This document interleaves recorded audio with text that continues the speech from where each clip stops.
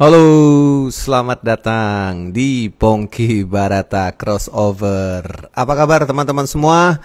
Senang sekali bisa bertemu lagi dengan Anda semua.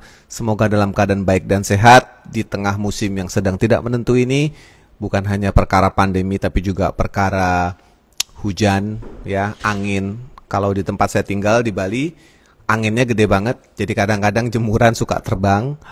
Dan kadang-kadang ketika berbarengan dengan hujan pun airnya jadi ikut bisa masuk ke ruangan ya kalau nggak ditutup pintunya. Teman-teman, hari ini saya akan kedatangan atau berbincang-bincang dengan tamu saya. Beliau adalah gitaris dari Moka, ya. Namanya Rico. Saya berkenalan dengan beliau ini seingat saya di sebuah kejadian yang cukup unik, yaitu ketemu di bandara, sama-sama menjemput istri kalau nggak salah beberapa tahun yang lalu. Akhirnya kita berkenalan dan ya sering ngobrol tentang gitar, ya, soal about gitar. Dan dia adalah gitar antusias juga, guitar enthusiast. Nah, nanti kita akan banyak ngobrol dengan Rico. Kenapa saya memilih dia? Karena nanti akan saya sampaikan di depan orangnya langsung. Kita lihat apakah Mas Riko-nya sudah di sini, ya. We'll see. Yes, oke. Semoga makan ya teman-teman. Kita sudah mengundang Riko. Wis, I love you baby. Gila loh, Mas Riko, Kang. Gimana kabar nih? Halo Mas Pongki. Alhamdulillah. Aduh. Mas Pongki gimana Mas? Sehat? Saya sehat, baik, sejahtera, bahagia. Itu harus kesebut terus. Baik, sehat, sejahtera, bahagia. Ya, Ya, betul. menjadi mantra itu. Menjadi mantra buat saya sendiri. Kang Riko, sehat kan Apa pasti kabar, ya? Mas? Baik, Alhamdulillah. baik, baik. Ini agak, saya tidak menuduh ya, tapi agak terlihat lelah apa habis ngerjain apa gitu? Enggak sih, baru bangun aja. Wah, seniman banget lu bangun jam segini. Enggak sih, enggak baru bangun. Cuman tadi baru ngerjain apa gitu. Baru biasa lah main gitar gitu. Enak ya main gitar ya, pandemi ya. Lah, situ kan bukannya banyak. Gitarnya lebih banyak dari saya. Loh, masalah banyak atau sedikit itu tidak ada hubungannya dengan dimainkan atau tidak. Oke, sekarang confession time lah. Sekarang berapa banyak gitarnya, Mas? Gini. Sebelum saya menjawab berapa banyak, sebelum gua menjawab berapa banyak, gua akan mencoba meng-cut down menjadi, let's say, maksimal 15. Gua akan mencoba. Nggak mungkin. Memang, mungkin tapi gua akan mencoba. Kenapa? Gua perlu space di studio gua sendiri gitu. Ya, anyway, jangan tentang saya dong. Ini tentang Riko Prayitno dong. Lu gila, pinter banget lu menjebak. Nah, itu di belakang-belakang itu ada apa itu? Ada apa itu di belakang? Ini cuman background, nggak bohongan ini. Ini emang. Oh, itu virtual. Virtual, iya virtual. Oh, dan kita harus percaya dengan kebohongan lu itu ya? Iya betul. Ini sebenarnya styrofoam kayak di itu, kayak di OVJ. Tunggu. Kita start dari gitar deh, sesuatu yang kita berdua sama-sama suka. Oke, latest purchase apa? Latest purchase. Pembelian terakhir apa? Ntar, ini bini gue nggak nonton kan ya? Enggak. Lagi ngobrol sama bini gue. Gibson Blues Hawk. Oh, Blues Hawk. Iya. Yang holo nggak? Ada dua tuh soalnya. Dia ada yang nggak holo, ada yang holo. Ini yang holo. Yang P90. Oh, yang holo. Lebih rare lagi tuh ya? Ya, itu racunnya deket sama rumah gua, VMS. Siapa? Jadi Oh, VMS. Kenapa beli itu? Apa alasan? Hanya karena Gibson-nya kah atau? Dia unik ya, kan gua tuh udah memutuskan selama pandemi ini kan merubah pandangan gua tentang gitar. Akhirnya gue bisa memutuskan gue tuh sekarang Fender. Gue bukan Gibson. Oh gitu?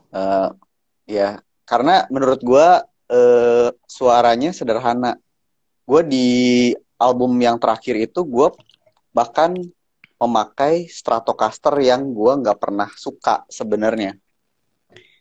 Jadi blockingan dasar pakai Oh Gretsch, ya? sisanya Oh. detail-detailnya pakai Stratocaster. Makanya si Eros bilang, tuh kan akhirnya lu jadi Stratocaster juga, katanya dia gitu. Dia senang banget tuh Semua akan akan hal itu. sem- semua Akan akan strato pada pada waktunya. saatnya ya, menurut menurut Ya, menurut menurut mereka-mereka ya. Eros. Ya, Menurut menurut Eros, mereka. ya ya ya. Terus Oh. terus pas yang si Gibson tuh bagus, cuman berat. Gue nggak ini sih, nggak suka dengan Yang keberatannya itu. Ya kan, bener yang nggak? Les Paul, Les Paul kan yang Les berat kan? Paul, ya. Ya. Iya. Nah, si Blues Hawk ini ringan, hollow, terus P90. Udah beres. Oh, dapat ya, dapat Dapat dapat semuanya. ininya. Persyaratannya ada di situ. Persyaratannya ada di situ. Tapi rekaman tetap grade Gitu. sama strato. Iya, Karena udah kemarin kadung udah jadi ya. udah kada jadi. Oh, seandainya bisa diulang dan boleh sama masyarakat gitu, lu ulang lagi gitu. Enggak sih kayaknya. Males ya, Korea. Soalnya si Strat tuh emang ternyata buat detailing emang bagus banget sih menurut gua. Iya, itu gue pernah melakukan kesalahan ya. Gue pernah melakukan kesalahan begini.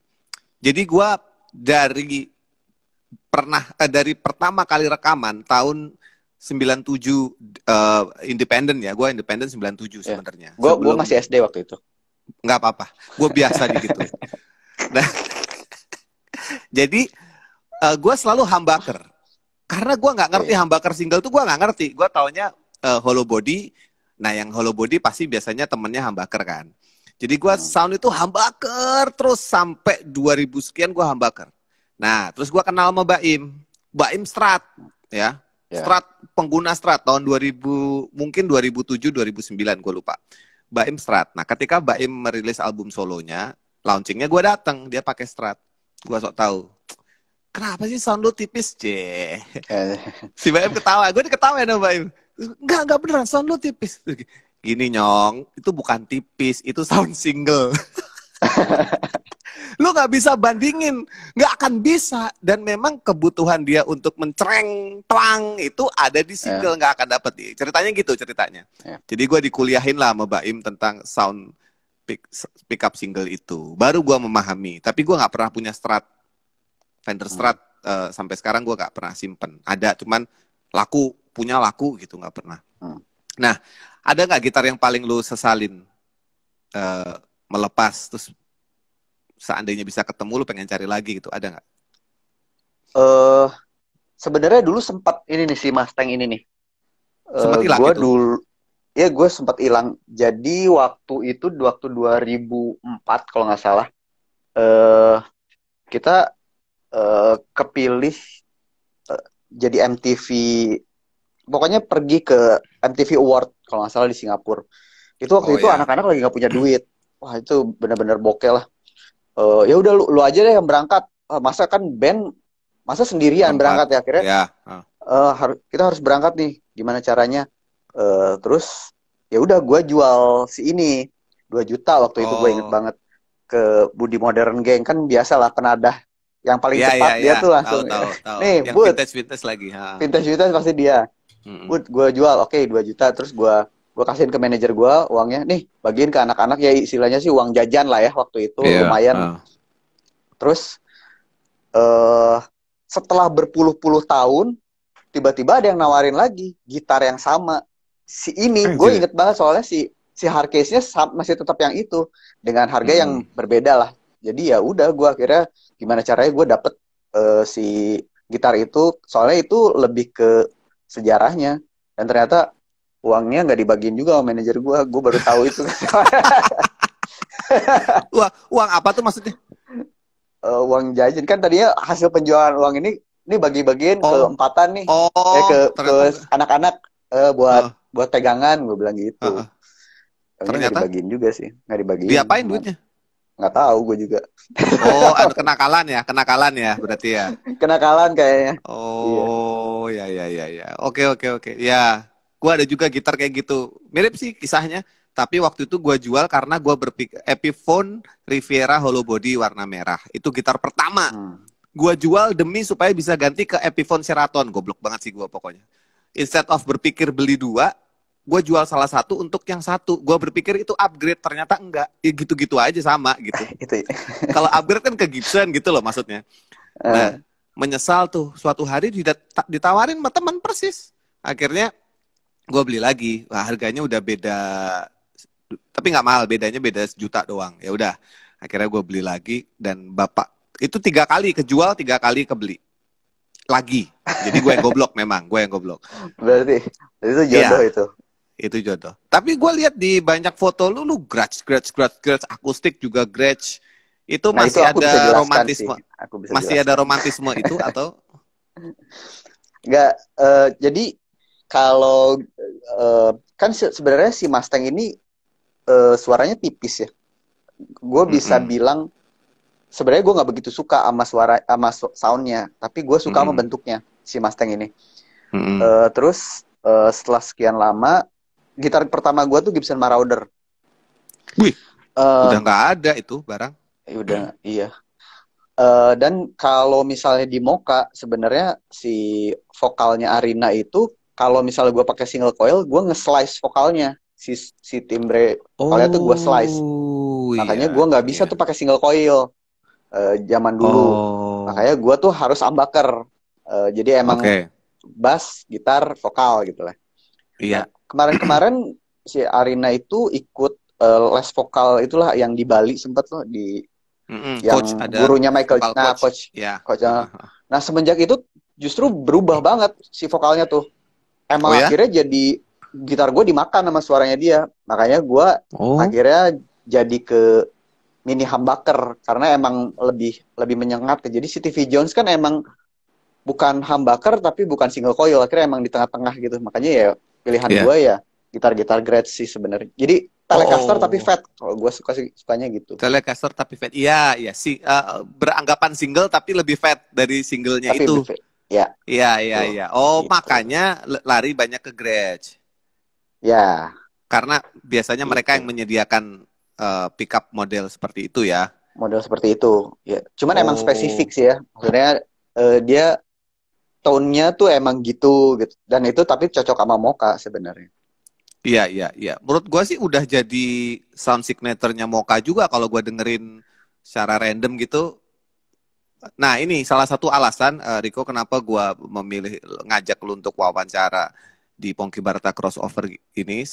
Jadi ada banyak alasan. Yang pertama adalah sebenarnya gua menganggap Mocha ini adalah band yang hebat karena bisa eksis. Nggak tahu, menurut perhitungan gua ada nggak 15-20 tahun ada? 21 tahun 21 tahun ya, eksis 21 tahun dengan member yang kurang lebih sama ya. sama ya sama. Nggak banyak band bisa begitu, beneran. Eh Club Project aja sempat keluar dulu Lilonya, masuk Ya. lagi. Ya, Biasanya kan intinya rentangnya per 10 tahun kan. 10 tahun ada ya, masalah, ntar ada 10 tahun ada masalah lagi. Biasanya gitu. ya. Nah, nanti kita akan gali masalah-masalah itu karena kita menyukai masalah, bro. Nah, itu salah satunya. Jadi menurut gue ini band yang cukup rockstar ya. Rockstar dalam artian gigih dalam mengupayakan musiknya sampai 21 tahun. Itu pertama. Kedua, lu sebagai gitaris juga apa ya? Menurut gue melawan arus di mana eranya apa? Shredder. Kemudian eranya orang bermain dengan efek delay, reverb. Ada tuh eranya Coldplay ke sini tuh Yeah. orang reverb, delay, reverb, delay. Lu tetap di situ simplicity, lu hajar di situ. Nah, jadi lu ngelawan arus itu semua. Nah, itu menurut gue juga keren ya karena perlu cukup keberanian untuk memilih jalur di situ karena orang akan menilai lu misalkan dianggapnya Stagnan ya. nggak cukup gitaris, ya nggak cukup Ya. gitaris lah, gitar tuh harus gitu. Nah, gue ajak interview ini karena itu. Nah, sekarang gue mau bahas di mukanya. 21 tahun, 21 tahun. Itu member nggak berubah. Itu kalian saking cueknya atau saking deketnya justru? Kan tiap band pasti ada satu momen-momen yang bener-bener below zero lah ya. Nah, itu tuh akhirnya kita lama-lama sadar bahwa ya udah akhirnya si Mocha ini emang rumah kita sebenarnya itu. Emang kadang-kadang gue berantem sama si A, si B, cuman kita harus mikir dia maksudnya baik kok untuk memajukan Mocha kok gitu. Jadi ya udah, kalau misalnya si positive thinking itu tetap ada ya, kita insya Allah sih masih tetap bisa jalan terus.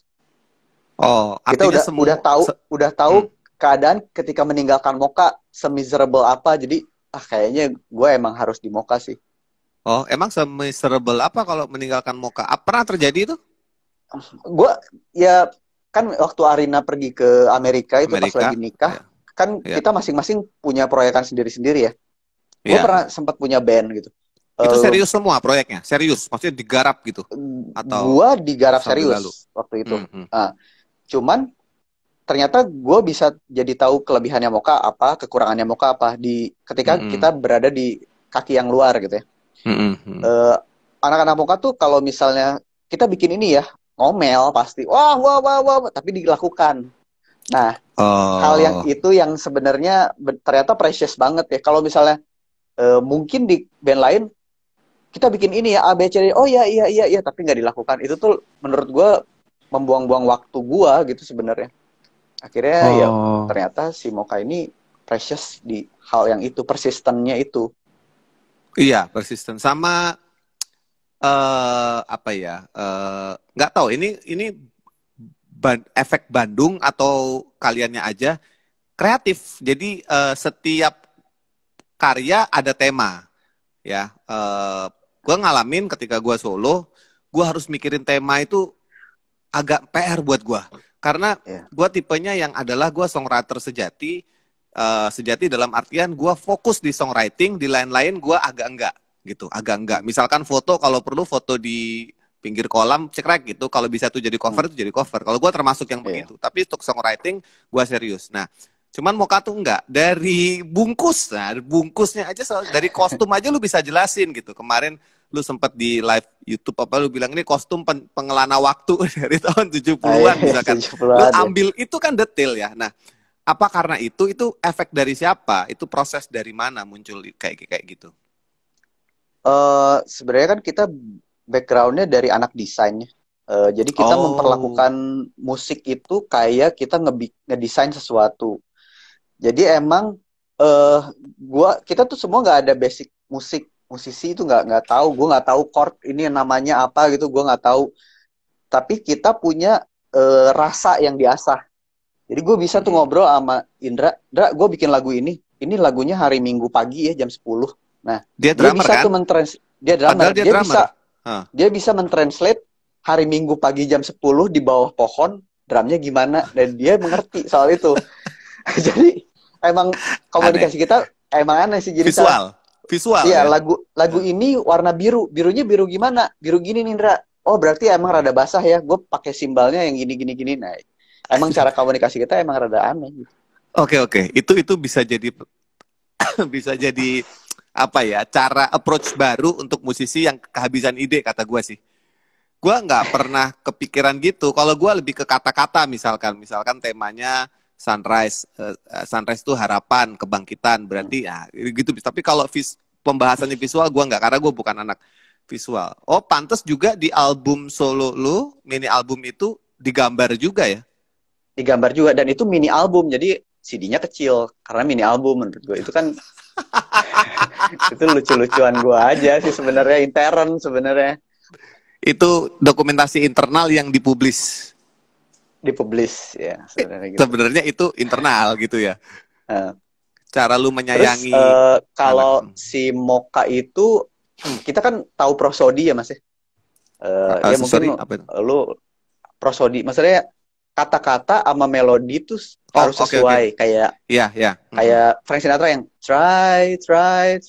Nah, orang ngomong try itu pasti gitu.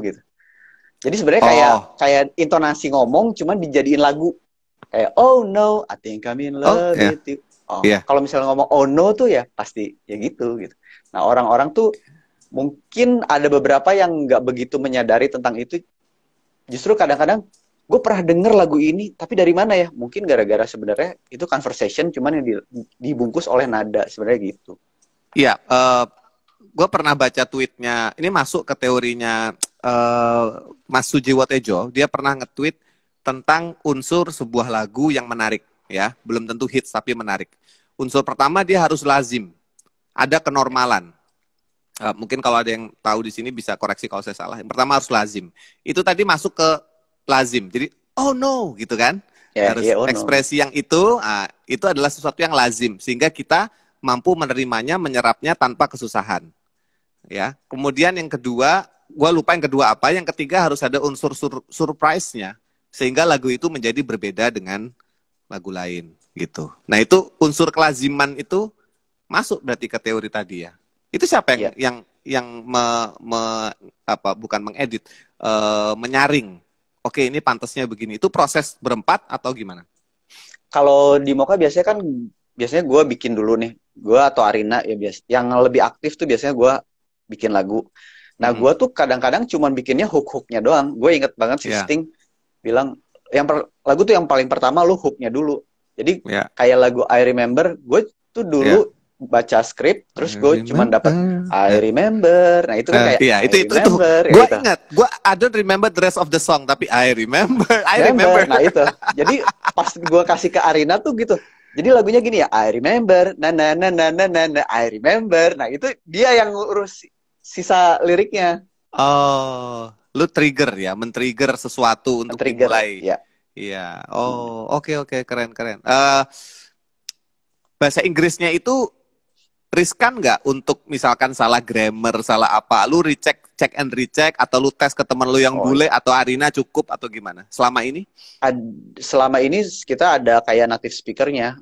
Emang dia tuh dulu majalah Jakarta kalau tahu. Nah, editor in chiefnya tuh si Daniel Ziff.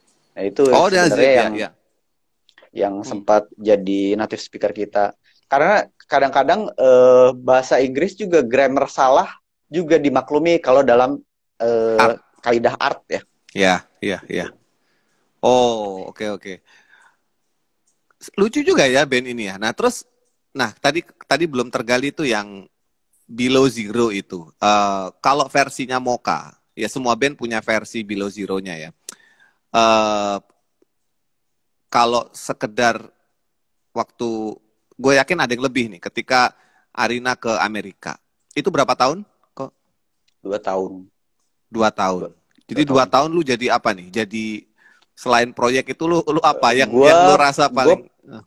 Punya kafe waktu itu sama yang sekarang bini gue. Dulu kan masih pacaran gitu. Jadi gue punya kafe di Bandung, Beat and Bite. Ya udah kita menjalankan kafe itu. Cuman ya emang kita biasa dilayani gitu ya secara musisi. Nah, sekarang gue harus melayani itu tuh emang ya mungkin Mas Pongki juga mengerti kali sekarang punya kafe gimana rasanya. Coffee shop ya. Memang itu perlu pemikiran yang lebih luas. Gue nggak bicara mana yang baik mana yang buruk, cuman perlu pemahaman yang lebih luas mengenai to serve people. Itu ada meaningnya karena nggak sekedar Anda bayar saya kasih, enggak, ada meaningnya to serve itu. Nah, itu yang kalau kita nggak sampai ke sana akan kurang tega gitu kita biasa kan dilayani. Soalnya itu si kafe tuh harus punya soul-nya ya. Ya, Mas Pongki juga mungkin ketika temen datang terus harus serve-nya tuh juga bukan hanya lu datang terus gue kasih minuman ya udah beres gitu. Enggak, itu tuh ada satu yang harus dijalin kan. Bener nggak? Iya benar. Energi lu terkuras di situ atau gimana? Ya, itu. Lu enggak terkuras sih. Kalau di kasus gua waktu itu akhirnya kan gua nikah dan bini gua harus bed rest. Nah, jadi keuangan berantakan. Jadi jangan salah. Kalau misalnya musisi ngurus duit, waduh berantakan lah pastilah. Iya. Beda sama bini ya. Bini terbiasa mengatur secara detail. Iya. Oke. Kalau yang Thomas sama Indra ngapain waktu itu? Thomas dulu kerja di salah satu advertising gitu. Terus Indra dia interioran dulu. Dia ngambil kerjaan interior. Berarti pasca Arina ke Amerika, musik tidak menjadi bagian utama gitu ya, bisa dibilang begitu ya? Gue sempat bikin band namanya The Triangle. Itu juga gue dapet nemu orang-orangnya dari si cafe gua, karena tiap Hmm. hari Jumat malam itu biasanya ada kayak open mic. Nah, dari situ gua lihat nih, oh ini oke nih. Udah diajakin ngeband. Terus si anak-anak bandnya sebenarnya awal-awal kan excited ya. Wah, baru nih bisa di-push ke arah yang lebih luas. Si Ya, vokalisnya ya. bilang, gue pengen tahu seberapa seberapa panjang ya jalan gue di musik. Wah, lu ngomong gitu ke gue orangnya pushy banget, gue bilang gitu. Lu Oh, salah iya, iya. banget lu ngomong gitu. Iya, Ya iya, udah, iya.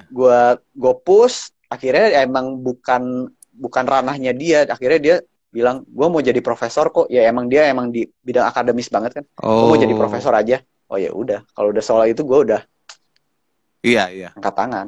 Bukan orang yang mau konsen di musik ya, karena memang tuh Ya, pertaruhannya kita nggak pernah tahu apakah kita membuang ini loh tentang musik nih menurut gua ya kita nggak pernah tahu apakah kita tuh investasi apa buang waktu ya, betul, karena betul, betul. semuanya perlu sesuatu yang persisten gitu loh untuk menjalankan karir yang belum tentu diapresiasi. Kita nggak ada barangnya loh, barang kita tuh Ya, nggak kayak beras. Ini beras sekilo ya, harga 1.000 kalau hmm, dibeli orang 1.500 kita untung 500 kan nggak bisa begitu. ya. Alat lo di belakang itu aja lebih mahal daripada invest apa Ya kayak bisa jadi lebih mahal. sampai sampai ke misalnya Mas Pongki mau bikin album terus datang ke bank, gue mau bikin album, pinjem uang misalnya 100 juta, gue Ya, jaminin nih lagu. master album, Ah, ah, ya master album gue misalnya gitu, itu nggak ya, akan kejadian. nggak akan kejadian. Memang belum dianggap ya, belum Ya, dianggap untuk tapi itu semenjak seriusan. misalnya kalau untuk ada charity, kita duluan ujung Duluan, tombaknya, ayo dong. lu dapat dapat ajakan itu waktu pandemi-pandemi awal-awal ini. Ya pastilah, ayo dong kita bikin yuk gerakan ini. Ya, tapi Iya. sebenarnya kita ya udah. Gua baru Musisi tadi Indonesia siang. tuh emang emang hebat banget sebenarnya, Hebat, tahan betul. banting. Sama satu lagi, musisi Indonesia tuh hebat. Tapi yang lebih hebat adalah perempuan yang mau menikahi laki-laki musisi. Itu lebih hebat. Itu Dia lebih tidak hebat tahu itu. kapan dia punya duit, ya.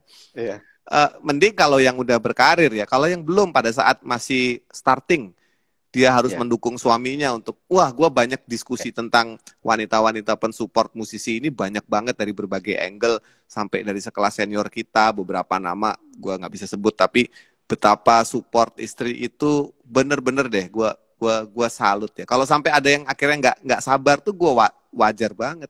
Ya kita ini begini Iya benar. punya lebihan dikit mikir pedal apa gitar apa gitu.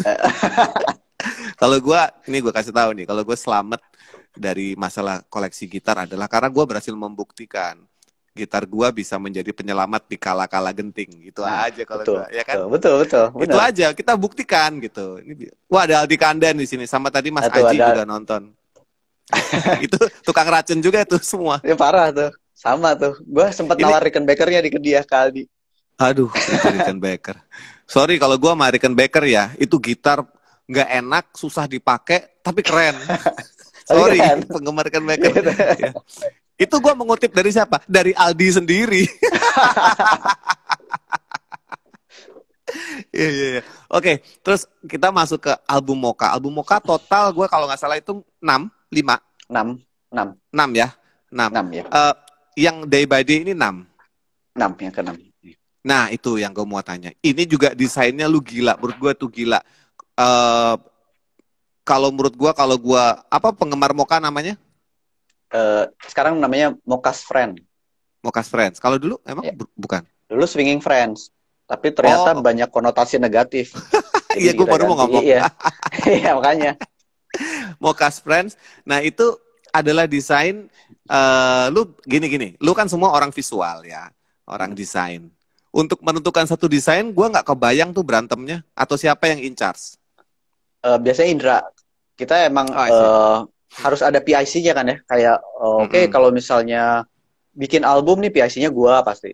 Tapi untuk QC biasanya Arina. Mm-mm. Toma biasanya aransemen. Indra Mm-mm. emang bagian desain. Istilahnya semuanya bakal cerewet sih. Wah, ini kurang bla bla bla, tapi yang ketok palu harus satu orang. Menurut gue sih harus gitu. Oh, itu sudah bisa diterima ya Udah bisa diterima pengaturan itu ya. pengaturan itu. Dan itu didesain oleh Kita ada desainer langganan namanya Yoichi. Dia emang dari album kita yang kedua dia udah selalu yang ngedesain. Iya, iya. Emang dia basicnya seniman sih. Jadi gua kan gua bisa dibilang gua pushy lah ya. Ini kapan Mm-mm. beres nih? Deadline ini bla bla bla. Nah, dia tuh bisa tuh yang cerewet lu, tutup aja telepon gua. itu, itu yang Itu ber- wah ini itu berarti parah nih. brothers. Itu artinya brothers. Artinya. Gue klien Ya. lu, tapi lu Oh, tutup deh. Gimana nih? Lu mau tapi invoice keren. nggak cair? Gimana sih? Ya. Tapi dipakai terus cover apa Oke, Pak. desainnya dia berarti bagus. Desainnya. Ya, berarti bagus. Ya udah akhirnya Berarti oke bagus. lah. Oh, ya hasilnya bagus lah, oke ya. Ya, untung bagus kan. Dia tahu dia Untung bagus. bagus. Orang pinter emang suka begitu. Gua pengen kenal suatu hari. Tinggalnya di Bandung ya? Tinggal di Bandung. Oh, oke oke. Lu seberapa sering buat balik-balik ke Bandung? Sekarang semenjak pandemi udah nggak sering banget. Terakhir yang pas lagi konser 360 itu kita bikin di sana. Abis itu udah nggak pernah ke Oh Bandung lagi. ya, 360 Udah itu kangen menarik. banget. Itu dalam rangka launching day by day ya berarti ya? Ya, dalam Ya, day itu by itu day. gimana bisa sampai ke ide 360 itu? Sebenarnya itu kan kolektif ya. Ada Rasa Mala Film, ada Convert. Mereka nawarin konsep ke kita. Ya udah kita sambut dengan oke lah. Jadi ya emang put money on the table. Ini kalau misalnya ada sponsor kita ada atau tidak ada sponsor kita jalan ya. Ya udah jalan. Nggak ada Oh, sponsor waktu nah itu berarti ya udah sikat aja. itu itulah mental anak band indie yang dari 2002 kalau album pertama lu 2002 kan ya? 2002 ya. 2002. Jadi gini, ini ada cerita sedikit. Jadi waktu 2002, gua kan sudah 2 album tuh Jikustik. Tapi otak gua itu sudah pengen jadi produser. Pokoknya belagu aja, pengen jadi produser aja. Apa produserin apa kayak gitu. Nah, terus gua ke Bandung. Gua ke Hmm. Bandung, kebetulan gua itunya kan di kafe halaman. Ketika banyak orang itu salah satu temennya bini gua, Sofi, mengusulkan sebelum lu bikin apa-apa katanya gitu. Lu dengerin dulu ini dikasih moka, jebret. Hmm. Maksudnya gimana? Ya pokoknya lu inilah anak indie yang kita banggakan, ceritanya gitu. Hmm. Album pertama apa My Diary ya, bukan ya? My Diary. My My Diary. Diary ya. Ya, gue dikasih kaset itu. Pokoknya gini, dia nggak mau gue gagal sebagai produser, pokoknya lu dengerin dulu album. Gue dengerin gitu. Iya ya, tapi kan gue nggak mau bikin kayak Mocha, cuman gue pelajari desain, cara mendesainnya, kemudian gue ya tanya-tanya. Dulu kan Google belum kayak sekarang. Hmm. Siapa Mocha, baca-baca majalah, akhirnya ketemu. Oh begini. Nah setelah itu 2003, setahun kemudian, atau berapa bulan kemudian, gue memberanikan diri merilis Endang Sukamti. Itu. Oke. Jadi yang album pertama itu gara-gara dikasih sampel dulu. Lu kalau mau bikin maksudnya harus bisa lebih keren dari ini atau paling enggak sekeren ini. Uniqueness-nya itu maksudnya dia. Ya ya. Ya kan waktu itu kan Ya, ya. breakthrough, Mocha di mana-mana Ya. tuh. Itu tuh apa yang lu rasa tuh ketika Mocha di album Mederi itu your first album udah keliling, udah jalan sih. Menurut gua ya, nggak tahu jalan nggak saat itu. Iya, sebenarnya kan itu gue bisa bilang ada luck juga ya, unsur luck. Tiap band tuh pasti ada unsur luck. Mm-mm. Waktu Mocha keluar itu semua band ingin menjadi padi. Iya, Ingat ya? era Padi 2002. Iya, Era iya padi betul dua betul. ya. Iya. Iya, kecuali Jikustik lah waktu itu Jikustik pas ada video klip yang ada api-apinya itu, wah jrit, keren banget nih. Gue langsung gue pengen kayak gini nih. Maksudnya senasional ini waktu itu. Iya, iya. Kan tiap RCTI waktu itu kan kalau ada sisa Iya. waktu ada tuh langsung lagi Iya, tuh. iya, iya, maaf. Ramadan maaf, kalau nggak salah. Dan Sheila ya, iya. Ramadan Sheila. Nah, waktu itu kita nggak ada pretentious apa-apa. Jadi gue tuh pengen ngerekam aja lagu gue bahasa Inggris. Label mana sih yang mau? Udah kita bikin demo, terus tiba-tiba fast forward nawarin, yuk kita bikin album yuk. Ya udah, kita bikin launching waktu itu di Selasar Sunario. Kita bikin 300 kaset. Habis waktu itu. Wah, habis ya. Dalam Ntar dalam semalam itu. anjrit. Iya, waktu Semangat itu. dong langsung. Wah, ntar kalau misalnya kita nembus 1000, kita tumpengan ya. Oh ya udah, nembus tuh 1000. Terus 10.000 deh tumpengan ya. Tumpengan 10.000 lewat. Sampai akhirnya si kaset itu akhirnya sampai si 100.000 kan si kaset My Iya, Diary iya, itu betul. kejual. Sampai sekarang Tunggu dulu, tunggu. keuntungannya belum sih. Gimana caranya menjual saat itu 100.000? Ada cara singkatnya nggak? Waktu itu kan emang eranya tepat ya. Distro waktu itu banyak. Jadi Oh, kita emang outlet lu nitip-nitip distro. outlet gue Oh, distro. iya, iya, iya. Zaman itu emang semua bener-bener nothing tulus. Ya, misalnya Hmm. gue mau bikin acara nih, gue minta ke distro ini 500.000, 500.000, jadi acaranya. Walaupun labelnya banyak nih, sponsor Mm-mm. by, bet. Nah, Iya, kalau iya, sekarang iya, kan iya. udah nggak mungkin ya. Misalnya gue Iya, datang ke brand, gue dapat apa? Engagement lu iya. berapa? Bla bla bla bla bla. Aduh, Nah, tuh, angka-angka ya. emang keadaan sekarang emang nggak bisa disamakan dengan zaman dulu gitu. Jadi ya satu dan lain hal akhirnya kayak bola salju aja menggelinding nah, akhirnya makin jadi bikin gerakan gue juga nggak sadar itu tuh. Jadi album My Diary itu dipush melalui distro-distro. Distro Distro ya. jadi Oh, zaman dulu inget nggak ada kayak distributor jadi selain label tuh kan ada distributor Tropik namanya. Tropik ya, Eh, tahu Bandung nah ya.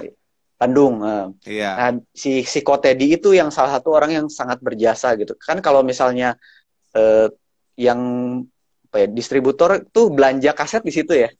Nah, ntar Iya, si Ko iya. Teddy bilang, itu tuh ada tuh bandnya anak-anak tuh, cobain deh lu Ambil. dengerin Heeh, dulu, ambil. heeh. Nah, terus, nah dari situ gue mengerahkan teman-teman gue, lu tanyain deh ke si itu, tanyain band Moka. Akhirnya kan lama-lama si pedagang juga, ini apa sih band Moka, band Moka itu Oh, ya gua udah akhirnya tahu. dibeli. Lu create hype namanya. Lu create Nah, itu hype-nya. Oke, zaman oke, dulu oke. tapi Iya, iya, iya, iya. Oh, Tropik. Gue denger lagi udah sekian tahun gue nggak denger Tropik. Memang gue dulu sempet dikasih tahu ini. Ini banyak bukan cuma Moka kan waktu itu ya. Banyak ya iya habis itu ya. banyak banget, banyak banget. Iya, iya, iya, iya. Wah, ini tapi itu master punya siapa? Fast Forward atau punya Moka? Punya fast forward.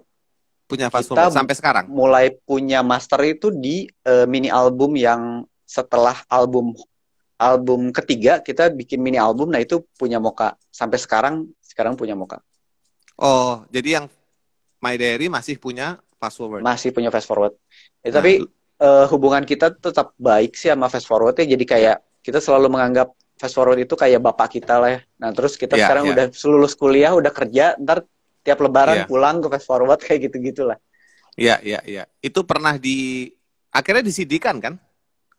disidikan Disidikan. Berarti cuma dari tahun berapa disidikannya? 2003 kalau nggak salah. Itu Iya, kan udah waktu itu kan bajakan parah ya Mas ya. parah Waktu ya. keluar kaset langsung udah ada CD-nya di Kota Kembang tuh. Wah gila ini kualitas Astaga. jelek. Terus ada CD-nya berarti kita harus bikin CD nih. Gimana caranya untuk orang tetap beli CD kita Heeh. tapi tetap menarik. Makanya gua desain waktu itu kayak diary aja. Si My Iya. Diary itu. Ya Oh, jadi dari situlah packaging mulai diperhatikan sampai sekarang ya. Kalau kalau sampai yang sekarang. day by day ini uniknya apa? Gue belum pegang soalnya. Nanti gue beli. Ntar gua kirim. Uniknya apa? Ada jamnya. Oh, jam. Iya, iya, iya, iya, iya, iya. Oke, oke. Terus itu ada laki perempuan ngapain tuh? Dia Laki-laki perempuan. pacaran. Ini tuh sebenarnya kan kayak kalau Moka bikin kan kayak potret zaman ya. Ya kita bikin Iya. album ini pas lagi pandemi. Jadi Iya. cewek cowoknya pakai masker dan dia ngasih Oh, I kunci. see. Dari awal Moka rilis single tuh emang logonya Moka itu di depan udah ada lubang kunci. Makanya pas lagi keluar album baru ketahuan bahwa ada si laki-lakinya ngasih kunci. Ini tuh kayak Kunci fate hati. lah. Fate. Kunci kalau misalnya lu percaya sama gue kita bisa melewati ini lah intinya sih sebenarnya gitu lah. Aduh, siapa yang sok romantis di sini? Hah? Hah? Hah? Hah?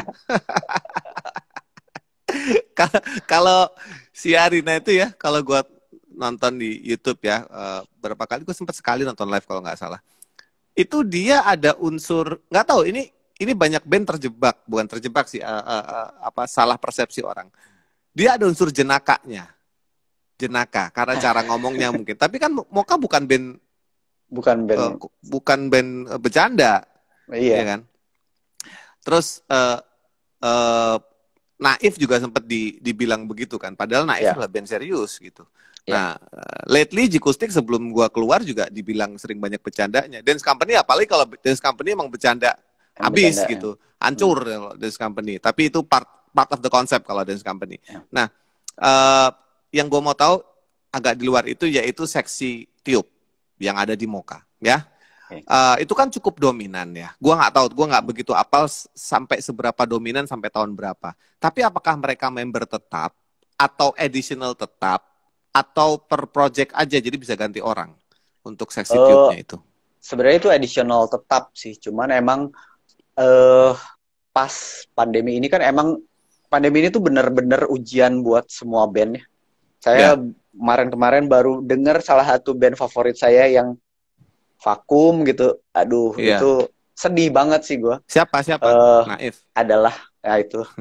Naif ya. Udah disebutin kok sama dianya Udah sendiri jadi disebutin nggak ya, oh apa-apa. iya Ya ya. udah, Ya. udah. Terus pemain trompet kita udahan, gue istirahat ya, gue cabut dulu katanya. Ya udahlah. Emang momennya juga mungkin lagi nggak pas lah ya untuk off air, jadi ya udah pemain trompet gue off dulu katanya. Ya udah. Sekarang Hmm. tapi cari additional lain, tapi Harus tetap trompet additional. atau bisa keyboard menggantikan semua yang hilang itu? eh Idealnya sih kalau full tim sih ada trompet, trombon, main keyboard, Hmm. Oh, itu full team ya? full tim. Oh gitu. Dan kapan kita bisa full team? Ya itu makanya. Ya Iya, iya. kita harus menjalani hari-hari aja sih. Iya. Gila ya, memang sulit ini untuk. Jadi gini, gua salah satu alasan gua mengadakan talk show crossover ini adalah salah satu tujuan utama gua adalah menyemangati musisi. Sebenarnya Hmm. banyak yang gua kenal tuh sudah give up loh. Dia give up sama dia nggak punya hope lagi di musik karena udah seperti ini ya. Kalau lu tahu di setiap artikel yang gue baca tentang financial planner itu backup darurat dana darurat itu cuma 6 bulan loh. Ya tuh. Ya Iya kan? benar. Ini udah Iya. lewat, udah Ini setahun. udah lewat, udah hampir setahun, Berarti udah hampir teori ulang itu, tahun nih COVID nih. nah teori itu sudah nggak boleh dipakai. Dana darurat 6 bulan Ya. ya, itu udah nggak boleh dipakai. Ya. Nah, sorry nih financial planner yang nonton mungkin ya, tapi itu jadi mereka sudah give up gitu. Dan salah satu gua mengajak banyak teman musisi yang kreatif untuk ikut di crossover ini adalah itu untuk menyemangati mereka-mereka yang sudah hampir ya jangan sampai ya putus asa. Nah, lu melihat itu juga nggak di antara teman-temanmu gitu yang sama-sama profesi musik? Iya banyak sih yang itu. Apalagi ada beberapa temen gue yang session player yang udah jual-jual alat musik, itu sedih banget sih. Gue nggak bisa ngomong tenang ya, nggak, itu Nggak bisa. bullshit lah. Maksudnya itu udah emang keadaan kita, emang gue hanya bisa kalau misalnya lu butuh gitar, gue bisa minjemin deh. Minimal gue ngasih eh jalan Dukungan, lah, ya ngasih dukungan jalan, ya. ngasih Jadi nggak solusi bisa ya. bilang jangan dijual. Gue juga nggak bisa ngasih duit juga ke dia gitu kan. Tapi at least yang bisa gue lakukan ya itu. Kalau misalnya lu butuh-butuh apa alat, gue ada ya. Gitu. Gue Ya. at least Oh, that's nice. sekecil itulah. Ya, oh itu pemikiran yang sangat mulia menurut gua karena salah satu alasan hilangnya harapan adalah kadang-kadang karena tidak ada support system Ya. ya Oh. di kita ini. Kalau kita punya support system yang seperti itu ya, gua sampai gini gua juga hampir kurang lebih sama, cuman gua lebih ke gini. Kru gua yang udah sama gua dari tahun 2003 sampai sekarang 17 tahun, 18 tahun sekarang, kan nggak bisa kerja panggungan yang mana itu main income dia. Gue sampai bikin project supaya dia yang ngedit, dia yang mixing gitu, sehingga gue bisa berbagi lewat pekerjaan itu. Soalnya kalau gue hanya sekedar kasih, gue agak merasa kurang pas lah. Gue pengennya dia kerja gitu, dan dia bangga dengan dia bekerja daripada dia pinjem uang atau dikasih gitu. Kasih. Iya, lebih baik dia bekerja. Mas kerjaannya apa? Oke, editin vokal gua gitu. Gua ngarang-ngarang aja project ya. Jadi gua nganggep project itu investasi gua ketika masa pandemi ini karena udah nggak bisa kemana-mana. akhirnya jadi satu album tuh keterusan kan. Keterusan jadi satu album, dia yang mixing, dia yang mastering. Sekarang ilmunya dia nambah, gua juga dapat bantuan gitu dengan budget yang sesuai ya. Kalau cari orang mixing yang beneran pasti aduh gila. Nah, sekarang kembali ke soundnya Mocha. Mocha itu kan kalau menurut gua simple banget, menggunakan simplicity sound di dalam sound-soundnya. Jadi kayak kalau orang aku bilangnya lawar tuh apa adanya. Cereng ya, cereng. Mungkin ada sound-sound tambahan. Nah, tapi kalian mainnya di event-event yang panggungnya gede, bisa ribuan. Tapi ketika main di event yang orangnya ratusan atau puluhan yang duduk, itu tetap dapat intimate-nya. Tapi lu juga main di event-event yang besar, yang harus apa ya, ibaratnya lu harus menguasai masa gitu. Kalau lu boleh pilih yang mana? Bukan ngomong duitnya nih, apresiasi dari ribuan masa itu kan berat juga. Kalau gue jadi vokalis berat, harus meninabobokkan 5.000 orang dengan 500 orang beda. Sensasinya beda-beda sih kalau yang gitu ya. Nggak bisa disandingin juga. Gue sangat menikmati eye contact gitu ya, ketika di event-event kecil yang intimate, terus denger mereka singelong, itu gue sangat menikmati. Tapi ketika 5.000 orang atau 10.000 orang ikut nyanyi lagu kita, itu juga itu beda juga. Itu beda juga, itu goosebump-nya luar biasa sih. Ya itu susah gue kalau disuruh milih, gue nggak bisa milih lah itu. Nah, ini kenapa gue tanya? Karena gue mau masuk ke pertanyaan ini. Ini musisi banget nih. Kita itu suka terbawa suasana. Dengan penonton 500 sama penonton 5.000, itu kita suka terbawa suasana. Terbawa suasananya maksudnya gue gini, secara teknis nih, kalau gue main gitar atau main drum, penonton yang banyak, gue agak lebih cepet temponya. Ya, jadi, pasti itu adrenalin ya kan, yang adrenalin lu disikat terus, jadi harusnya lagu jadi cepat. Masih Secret Admirer. Kadang-kadang gue gitu, papa gak pulang, sampai gue strike, woi gitu. Papa tetap harus sama gitu. Nah, itu akan terjadi, pernah terjadi nggak? Terus pernah memalukan nggak sampai satu sisi sampai lu, ini udah kadung enak nih, tapi gimana? Pernah terjadi nggak itu? Jadi itu moodnya ngerubah. Sih. Sering sih, itu pasti sering itu. Cuman ya yang paling menderita kan biasanya vokalis ya, yang kalau si berasa. Player kan, apalagi gitaris ya, gitaris tuh rockstar. Paling kenceng aja lah pokoknya di monitor. Iya. Drummer juga tuh. Drummer juga ya. Akhirnya ya paling dia ngebalik terus ya pasti kasih kode-kode gitu sih. Cuman emang Adina aware sama begituan dia. Aware banget. Dia menurut gue salah satu vokalis yang sangat punya auto tune di kupingnya gitu. Kadang-kadang kalau udah gitar gue falas-falas tuh udah langsung mendelik, wah berarti gue harus ngetem. itu udah lumayan rewel lah dia kalau gitu-gitu. Iya. Dan nggak tahu ya, gue berasa kalau satu band ada perempuannya itu somehow ya, nggak selalu, kita agak ada respectnya agak lebih dikit dibanding kalau vokalisnya laki. Iya. Nggak tahu terjadi nggak di lo. Dan gue pernah dengar melakukan wawancara ini dengan Ayu Ratna, vokalisnya Coklat Sekarang.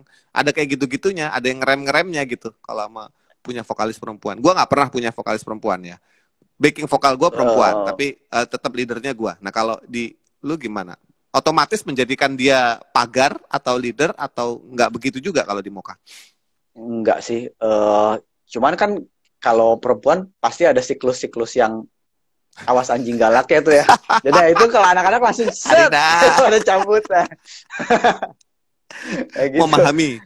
Kita harus memahami soal itu. Jadi kalau soal leader sih ada partnya gitu. Kalau misalnya on stage lu yang lead gitu. Cuman kalau misalnya di backstage yang nentuin lagu tuh bisa gua, bisa Indra. Tapi gantian. Kadang-kadang gantian. Tapi biasanya anak-anak lebih kemales sih. Jadi udahlah lu aja kok. itu selalu kejadian. Nah, masalah songlist nih ya. Ini juga problem di band teman-teman.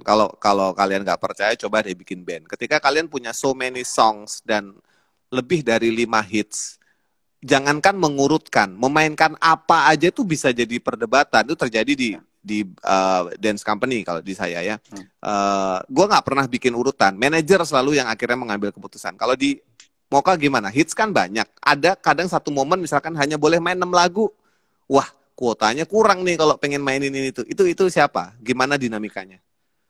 Biasanya kan Arina suka ngelempar pertanyaan gitu, mau dengerin lagu apa? Nah itu tuh bisa jadi Itu pancingan. prioritas. Tapi gue sih selalu pengen ada nyelipin satu atau dua lagu yang jarang dibawain deh biasanya gitu. Jadi nggak semuanya hits sih sebenarnya. Biarin aja, Oh, toh mereka bakal nerima-nerima aja gitu. Kalau kita di panggung nggak mungkin kita diteriakin turun, jadi ya udahlah terimain aja. pernah nggak diterakin turun tapi oleh crowd yang Pernah tuh salah bareng gitu? bareng sama Endang Sukamti, band sebelum Endang Sukamti itu Kapten Jack. Gue main di stadion. Anjir Jogja, itu mah gila di itu. Jogja. Iya, gila itu. Mate kon. Itu Erik keluar langsung. Kalian jangan begitu. Mereka ini tamu saya. Habis itu baru diam. Iya. Somehow Itu kejadian juga di gua sama slang. Jadi Jamrut, waduh itu Dul parah sih kalau Sumbang, slang. Jikustik, Jamrut, slang. Tuh, nggak kurang seru apa Aduh. itu? Itu lu semua bahan-bahan dasar yang terlarang dari tubuh manusia ada di panggung dilemparin. Dari air itu, bahan itu ada semua. Ludah semua ada di situ semua. Ya tapi itu bagian dari itu Tapi itu 2002 itu cerita lah ya. ya. Itu cerita. Cerita. Akhirnya jadi seru. Kalau Sekarang yang jadi seru. kalian ke Korea itu sampai sekarang apa yang bisa didapat dari perjalanan lagu ya, bukan cuman mokanya tapi Ya. lagu moka di Korea.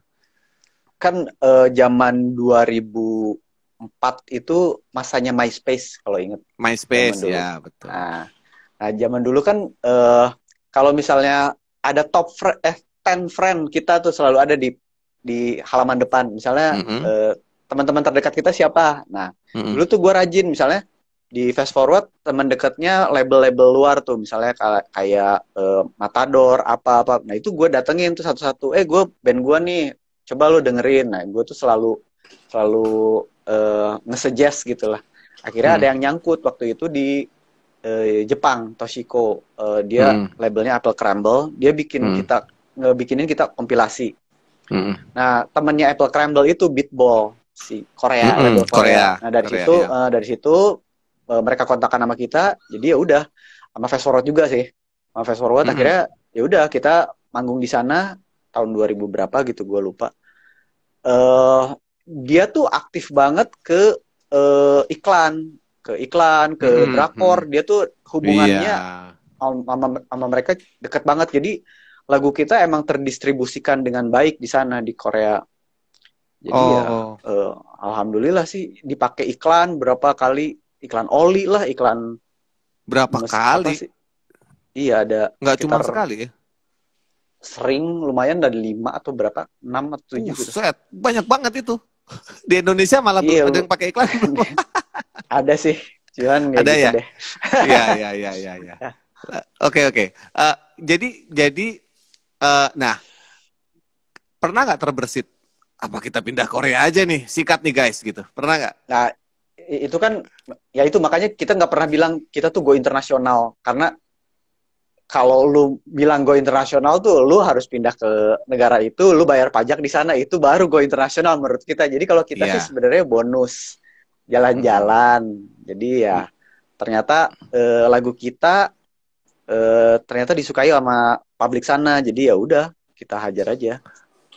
Apa yang paling gede di sana? Lagu yang paling gede yang diterima masyarakat di situ? I Remember dan Happy. Itu lagunya gede I Remember dan Happy. Kalau I Remember di Indonesia juga hits. Kalau Happy gue kurang tahu tuh. Sama I Will. Sebenarnya kita nge-cover lagu Beatles yang I Will, tapi di Indonesia gue nggak dapet rights-nya. Respon. Oke. Publishing rights-nya. Kan publishing-nya dia punya Michael Jackson kalau nggak salah ya. Gue lupa. Sekarang di Sony, dulu EMI dulu, nggak tahu sekarang. Nah, yang di Korea sih dapat. Jadi kita hanya rilis di sana. Gitu ceritanya. Oh, ya. Terus pas manggung di sana komunikasinya pakai bahasa apa? Bahasa Inggris? Bahasa Inggris. Atau Arina Makanya belajar kilat? sebenarnya pertama kali kita konser solo tuh di Korea. Jadi Oh, lumayan aneh gitu, orang Melayu didatengin sama orang-orang Korea yang iya. ngantri tanda tangan gitu. Itu pas ngelihat fotonya ini aneh banget sih pemandangannya, cuman ya sudahlah. Berapa kali di Kalau IBS gitu. kalau sistem sistem kerja backstage-nya sana dengan Indonesia ada yang bisa Wah, didapat nggak? Atau bagusan jadi ya kita jangan-jangan? enggak sih. Enggak Rapi sih. sana gitu maksudnya? Rapi Lebih sana. rapi. Di sana tuh presisi, lebih tepatnya presisi karena bener-bener terorganize dengan baik. Dan yang paling penting itu asupan listrik. Asupan Oh, listrik itu sangat stabil. ngaruh, stabil. Jadi Oh, kalau beda sound, misalnya beda sound. tahun tuh bener-bener ya Sesuai. kayak gitu, sesuai. Iya, Makanya sesuai. kita sempet beberapa kali misalnya manggung di Singapura, itu tuh kita pakai Fox yang di Singapura sama Fox yang di sini tuh beda karena asupan listriknya menurut gua sih. Iya, jadi misalkan tegangan, ngomongin tegangan gitu ya. Misalkan dia Ya, 220 tuh 220 gitu ya. udah nol Nggak di ya. bawahnya, nggak kelebihan gitu ya. Ya, Sehingga nggak ada fungsi si alat elektronik kita alatnya bisa menjadi maksimal. sesuai. Iya, Ya, maksimalnya dia. Oh, oke oke. Terus eh lu kerasa aneh apa enggak tuh nyanyiin lagu kita, kenal juga enggak, bahasa juga beda. Itu kan hal yang iya. ditunggu-tunggu musisi sebenarnya. Terakhir kan pas kita 2000 berapa ya? 2015 atau 2016 gitu. Kita Iya, terakhir belum lama. main ke Korea. Gua Festival main atau festival, eh, Asian Song Festival kalau nggak salah. oh iya iya, Terus Asian Song Festival. gue nggak ngerti gitu. Gue bareng sama XO waktu itu. Terus Oh, ya boy band lah ya. mm-mm, Terus gue mm-mm. nanya gitu kayak kalau XO sama Suju lebih terkenal mana? Oh sekarang XO, soalnya Suju itu udah tua, udah 30 tahun. Cerita gue Loh, langsung diem kita gitu. taunya tujuh, tujuh. Oke, kita jangan nanya-nanya umur deh kalau gitu. Itu semua lu yang datang nonton lu pada plesteran hidungnya enggak itu? Atau kalian tergoda untuk kita operasi di sini aja siapa tahu balik jadi model. Cuman itu satu momen yang lumayan, wah gila ya bisa bisa main lagi di Korea itu lumayan surprisingly ya seneng banget sih gue. Bareng sama Zara Hmm. Larsen kalau nggak salah waktu itu. Terus Ya ya. eh, si si Zara Larsen bilang yang orang-orang sini sangat terobsesi dengan kulit ya. Oh iya, gue juga nggak Maksudnya tahu. maksudnya beda warna kulit gitu. Obsesi itu Iya kan maksudnya? kalau kalau di Korea kan eh, apa operasi tuh lazim ya. Iya. Operasi kecantikan. Bahkan laki-laki tuh perawatan gitu ya biasa aja gitu. Iya. LO gua tuh di di apa ditato alisnya gitu. Dan Alisnya itu wajar aja gitu. lumrah di sana. Lumrah di sana dan kalau di sini Oh. kan ya gitu lah. Jadi Ya. dinilai aneh ya. Kalau di sana Padahal lumrah. di sana ya biasa-biasa aja. Iya. Berarti penuh tipu daya sebenarnya ya. Mereka hati-hati kalau kita mau macari wanita Korea gitu berarti ya. Kadang-kadang kalau umur 17 tahun dia minta hadiah ulang tahunnya Hadiah. operasi plastik. Jadi Astaga. ya udah lazim aja. Belanja gitar nggak dari sana? Korea lihat-lihat gitu. Enggak. Nggak sempat. Gua Nggak sempat apa nggak berani? enggak. Sebenarnya Indonesia lebih banyak sih kalau menurut gua. Dan Oh. kita kan buat gua malu kan gitar tuh kayak wine nih. Jadi semakin Iya, tua iya. tuh semakin bagus gitu. Jadi Iya. kalau gitar baru menurut gua ya oke.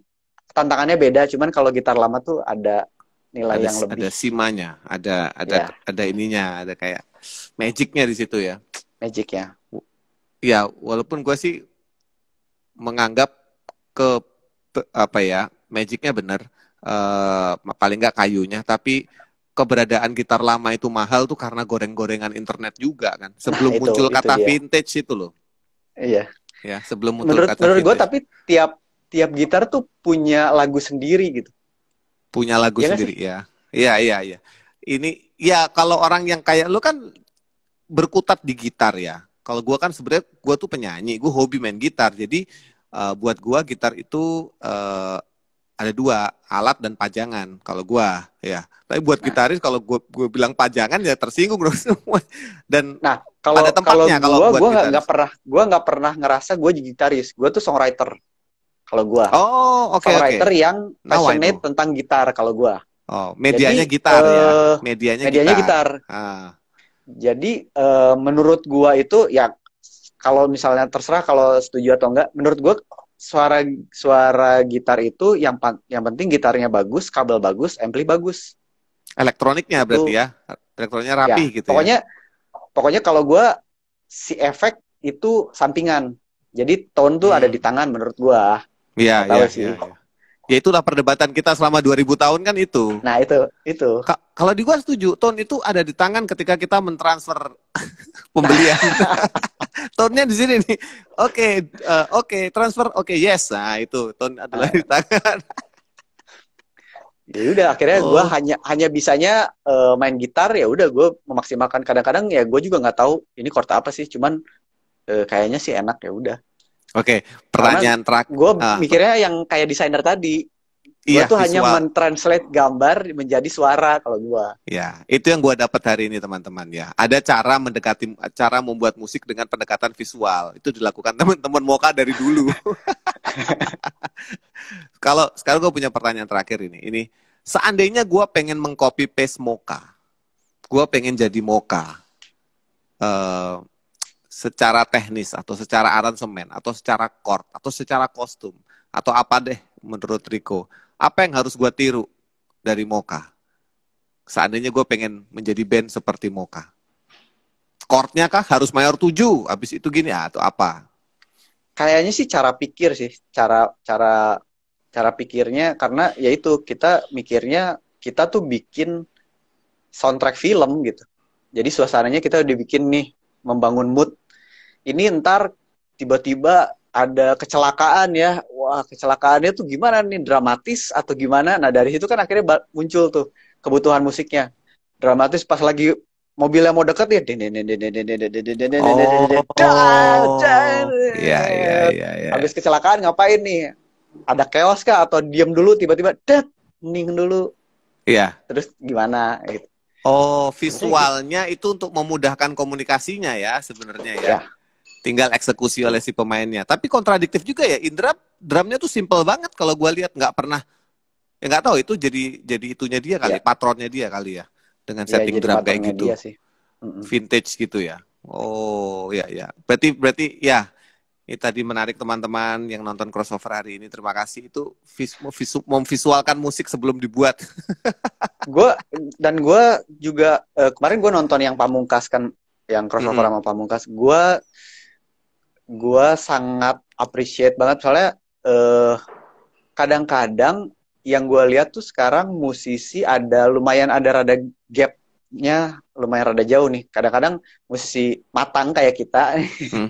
udah lumayan rada jauh nih sama musisi-musisi muda ya, kayak ada Nova Iya, Kalisa, ada Sal iya, Priadi, Petra Sihombing. iya, Nah, iya, crossover ini tuh menurut gue itu jawaban untuk bisa beneran jembatan. Akhirnya iya. kita jadi tahu pemikiran mereka.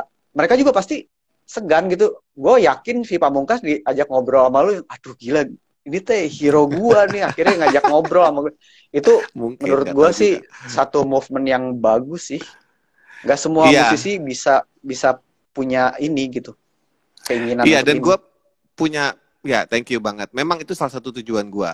Sebenarnya yang gue incer itu sebenarnya awalnya adalah kenapa namanya crossover adalah musisi yang harusnya di atas gue. Misalkan Mas Ian Antono gitu sebenarnya. Hmm. Tapi sampai sekarang gue belum punya keberanian untuk menghubungi beliau ya. Nggak tahu kenapa. Masih gue simpen nih. Masih gue bangun dulu habit gue menjadi pewawancara. Jadi gue mulai dengan teman-teman gue dulu. Nah, yang seru adalah Riko, asal lu tahu ya, dari semua yang gue ajak itu nggak semua langsung mengiyakan. Dicuekin gue banyak banget. Nggak mungkin mereka juga nggak nganggep serius atau apa, atau sibuk deh, gue paling itu nganggep. Nah, ketika akhirnya dijawab, itu sudah bonus buat gue. Gue sih nothing tulus aja, karena gue tidak mendapatkan apa-apa, tapi Gua perlu memperkecil gap gitu. Bukan buat siapa-siapa, buat gua sendiri, buat gua tahu sebenarnya apa sih yang terjadi gitu. Kalau kayak obrolan kita malam ini kan gua nggak pernah tahu pola pikirnya Moka itu apa sebenarnya. Kenapa dia bisa, orang tahu kalian kreatif, tapi kenapa dan bagaimananya gua nggak tahu gitu. Dan apakah itu ada orang siapa atau kalian, kenapa kalian begitu? Nah, itu yang gue perlu tahu, makanya gue create crossover. Nah, gue juga Ya, mencari siapa. sama ini juga nih Mas, knowledge kayak sesimpel publishing gitu. Oh iya iya Songwriter iya. itu harus punya publishing. Nah itu tuh banyak musisi baru yang nggak tahu. Emang harus gitu publishing? Ah itu tuh Iya benar-benar sebenarnya pensiun kita itu sebenarnya itu harus mulai iya digalakkan. iya, memang benar. Itu masuk agenda gue. Dan kalian pasti ngalamin ketika itu jadi iklan di Korea kan ya? Ya, Iya kan? ya. Publishingnya harus benar. Kalau enggak dia nggak mau urusan Nggak mau sama person ya kan? Ya dia harus person. publishing. Iya ya. Rico, thank you banget. Gue pengen lebih jauh, tapi gue nanti kesusahan nguploadnya kalau lebih dari sejam. Ya, Jadi ini masalah gue teknis. yang terima kasih. Oh, sama-sama. Semoga sukses album Day by Day-nya. Udah sukses sih Amin. kalau menurut gua, menarik perhatian dulu yang penting. Gua nggak. Itu kaset Amin. atau CD sih? Kaset ada, CD ada. Ah, nekat juga lu rilis kaset. Instead of vinyl, kaset ya. Ntar vinyl ada. Soalnya pasar pasar digital sama fisik tuh beda banget, Mas. Nah, itu gua nggak tahu. Oke, boleh sedikit deh tentang itu, bedanya gimana tuh? Eh, itu tuh bener-bener pasar yang nggak bersinggungan. Kadang-kadang Oh, oh. mereka hanya dengerin fisik, mereka hanya dengerin digital gitu. Ya kalau dihitung-hitung sebenarnya si digital kita tuh kan nggak gede-gede banget. Iya, iya. Kalau kalau misalnya mau beli nasi bungkus tuh lu butuh 1.000 stream untuk Waduh, waduh, bisa waduh. Iya, dapetin iya. Ibaratnya itu. gitu Jadi ya. ya Iya, iya. iya, kalau Iya, misalnya fisik kan bener-bener ya, lu royalti 20.000 ya udah jebret langsung tuh. Nah, itu iya, emang beda beda iya. beda universe lah. Ya, ini salah satu juga nih. Ini adalah terungkap di sini ya. Gua lagi mendesain cover album untuk album gua yang baru, judulnya Season, untuk CD fisik ya. Kenapa gua harus merasa merilis CD? Nomor satu adalah gara-gara gue iri lihat Day by Day itu masih ada gitu orang rilis ini. Oke, kebetulan gua follow lu, jadi gua tahu lu kalian rilis itu. Wah, berarti gue ada temennya nih kalau rilis CD ya. Cuman mungkin gue lebih simple desainnya, nggak sophisticated Day by Day. Yang kedua, gue masih punya perasaan yang sama. Di antara sekian orang itu pasti masih ada, let's say, entah 1.000, entah 100 orang yang membutuhkan CD untuk dipegang. Itu mau gue layani gitu. Itu yang jadi semangat gue. Sama gue sempet tahu Bimbo, dia tuh sempat ada nggak punya album keberapa gitu. Nah itu tuh si fansnya yang menyelamatkan. Gue ada kok nih. Jadi akhirnya kayak ikut mendokumentasikan bareng lah. Ini gue sebar nih ke fans gue. Ntar suatu saat gue butuh, ntar bisa tolong ya dibantu. Sebenarnya sih bisa gitu pemikirannya. Iya, dokumentasi ya, dokumentasi karir ya, dokumentasi karir. Karirnya. Ya, sejauh ini gue cukup lengkap, kecuali yang baru ini gue nggak punya CD-nya, makanya akhirnya gue bikin CD. Nah, gue nggak pede nih, akhirnya ngeliat, oh teman-teman masih CD, ya udah deh, gue mau ikut ke gelombang itu. Rico, thank you, salam buat Bini dan anak lo yang lucu ya. Salam sukses buat untuk Sofi proyeknya. juga. Iya, oke. Thank you Rico. Terima Sampai kasih. ketemu lagi. Ya, mari. Yuk. Teman-teman, terima kasih Mas Riko Prayitno, gitaris Moka, tapi dia lebih suka menyebut dirinya songwriter yang main gitar di Moka. Ya, kesimpulan saya adalah kita bisa pelajari bagaimana dia mencoba dia dan bandnya Moka memvisualisasikan musik mereka untuk mempermudah mau jadi apa musik mereka. Itu adalah kesimpulan yang saya ambil dari banyak cerita hebat yang diceritakan oleh Riko. Teman-teman, terima kasih. Sampai ketemu lagi dengan Pongki Barata Crossover. Akan ada satu tamu yang saya usahakan untuk bisa tampil akhir minggu ini. Seorang gitaris besar, tapi saya belum berani ngomong karena belum konfirmasi. Nanti kita akan tahu di feed Instagram saya. Thank you teman-teman, sampai ketemu, bye-bye.